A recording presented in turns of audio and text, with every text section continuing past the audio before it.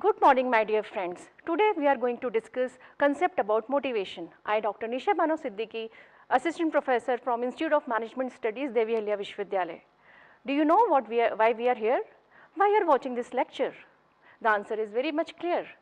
To secure a position in life, we all want to settle in our career, and our motivation is to create an identity in life. Now, what is this motivation? Motivation is a word combined of three things: persistence, intensity, and direction. Persistence means for how long you make the effort, intensity is how hard a person tries, and direction is what is the guideline of your action. And all these things should have a common goal. If you don't have a common goal, you cannot achieve effectiveness in life. So, sum total of all these processes is motivation. So, motivation is a common component of persistence, intensity, direction for particular goal. For example, I study hard and I want to become an engineer. So, intensity is how hard I try for studies, how effectively I study. Persistence is for how long I study, and direction is what is the quality of my efforts, and my goal should be to secure a good grade in my exams. If any of the component is absent, I want to achieve my goal, and I cannot say that I am motivated towards my goal. So, in our life, if we want to keep motivated, we have to always see whether our efforts are persistent, intense, well directed. My dear friends, in other words, all these three in common parlance is also known as efforts.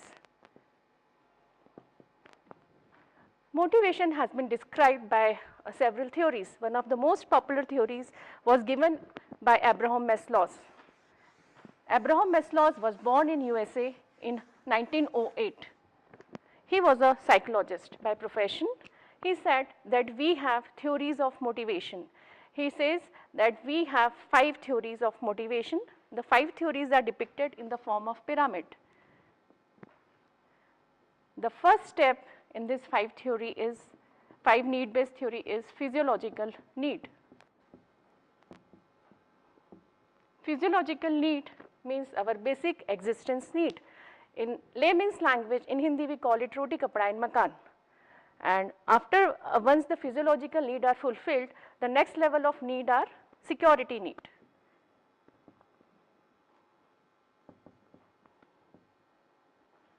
Security need means we should be physically or emotionally secured. When security need is satisfied, the next need is social need.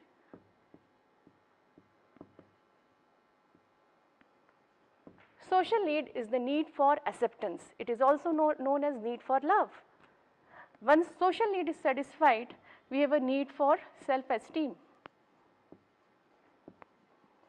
Self-esteem is the need of recognition, the need for achievement. And the uppermost need in this 5 need-based model is self-actualization.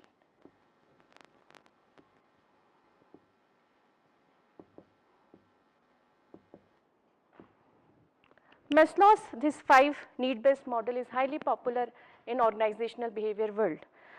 For instance, take an example. Somebody has joined an organization.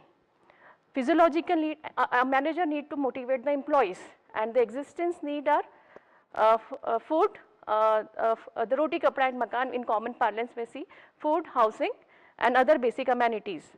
If somebody has applied for the job and he don't have a financial backing, then the manager has to give the allowances like the housing facility, the food coupons at the workplace.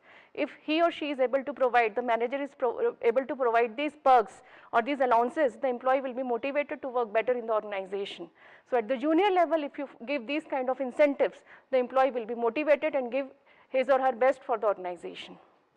Once the physiological need is satisfied, the basic needs are satisfied, the employee will be motivated by security need. Security need means a manager, if you want to motivate the employee, he or she can give the insurance benefit in the salary. If the person get insurance benefit, he will be assured about the security need. the mediclaim kind of facility for his family, the medical benefit plan in the salary can really motivate and satisfy the security need of the employee. Once the security need is satisfied at the workplace, then the manager for his junior employee should target for satisfying the social need. Social need means what? Social need is the need for acceptance, need for friendship, and it is also known as need for love. Now the question is how the manager, the senior manager for his junior employee will satisfy this kind of need. Now we can design a package where we can award the club membership to the employee, where he or she can interact with the friends, he can make his social communities so that this need is satisfied. At the fourth level, we have self-esteem, the need for self-recognition, need for achievement. My dear friends, if as a senior manager you have to motivate a person to achieve this self-esteem need, what you will do? The question to this answer is very clear. You will award the employee for his better performance. You will recognize for his better performance. In a conference, you can present the certificate and trophy to him or her for his seniority, for his long association with the workplace. And big companies often do that. Remember the schemes at the Employee of the Month award? This is one of the example of self-esteem need. And at the most is self-actualization. Self-actualization means where you would achieve your true potential, what you are meant for. The exact equivalence word for this self-actualization is achieving the salvation, or Hindi we call it nirvana. Now generally we achieve till self-esteem, and at this level of self-actualization there is no longer any need exist. So generally at workplace we target till self-esteem need. Now as Maslow's have several observations when we talk about this need-based model. He says if the physiological need is not fulfilled and the manager gives the social need plan, club membership, the employee will not be satisfied at the workplace. He or she may leave the organization because psychologically the person is not happy. If you are not able to identify the correct need of the employee, the person will not be happy in your workplace and will be leaving your job as soon as he or she gets another job. So to keep the organization stable, long-lasting and productive, it is very much necessary to identify correct kind of need at the correct time. For example, if the employee is looking for self-esteem, recognition, and if you improve the salary, it is not going to make the employee happy because the need is not satisfied what he is looking for. Now, there are certain limitations also of this model. The researcher, Maslow himself has said, once a need is satisfied, it is no longer a motivator. But there were exceptions to this theory. Suppose an employee rose to this level, self-esteem, and here the company retrench him, or he has to lose the job, or he has to leave the job because of poor health, and he don't have any financial backing. He or she will directly come to the physiological need lacking level. Now again, he has to start this need-based ladder model again. So this was an exception to Maslow's need theory. So we have other theories also. So let us see the other theory, and that is known as the contingency theory of motivation, and it is given by Victor Rooms. This is also known as efforts performance theory. Let us see this theory in detail. The Victor Room model is highly popular because it have the flexibility and variability in terms of need. Victor Room said there are three relationships at the workplace. The number one relationship at the workplace is effort performance.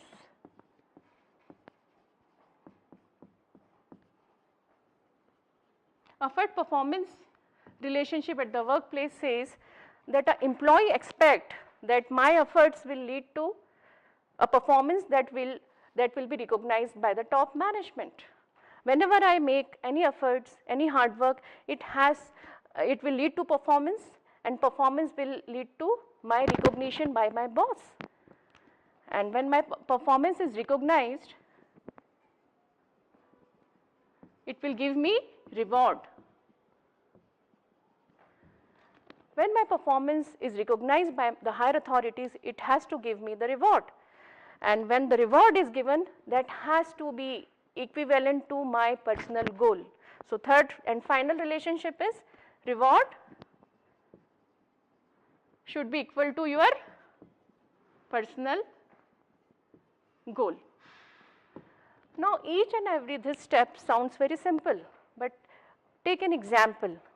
I am making effort, I am making a lot of work to make the organization profitable. Suppose for example, I am a marketing manager, I achieve the target, my performance is very nice and my senior has recognized it. I achieve the highest sales turnover, I achieve highest record sales in my territory.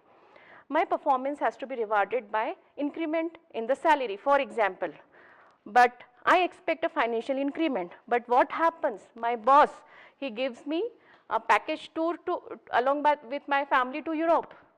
Now my expectation was, I was expecting a financial increment of the salary because I gave a very high turnover.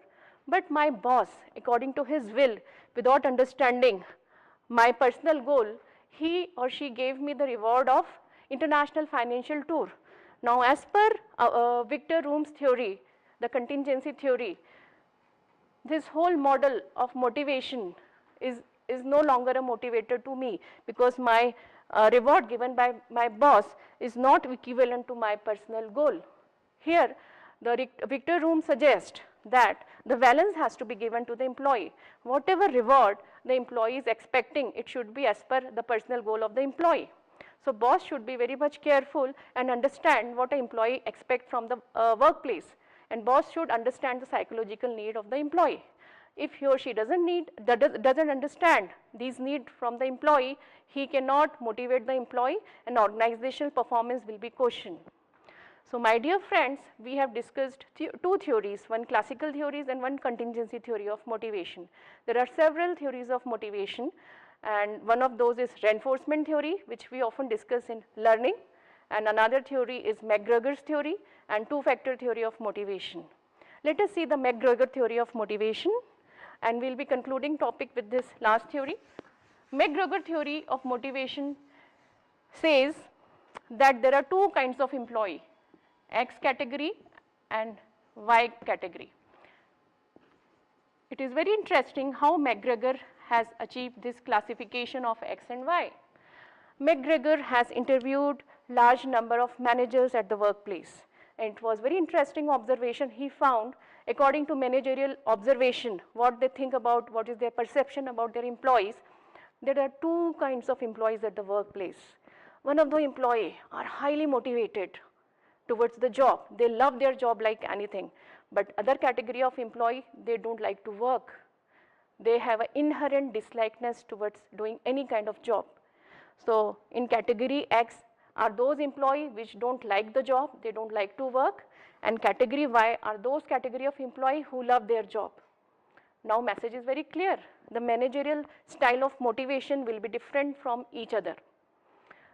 McGregor has said the person who likes the job have to use a very good quality of motivation tool, you have to recognize them by self-esteem tool, and category Y, category X who dislike their job have to be challenged through their security need and physiological need.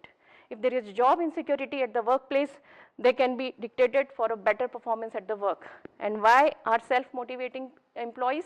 Their social need and self-esteem need has to be looked forward for. So with this, I am concluding this lecture. We will be discussing more theories in the next lecture. Thank you so much.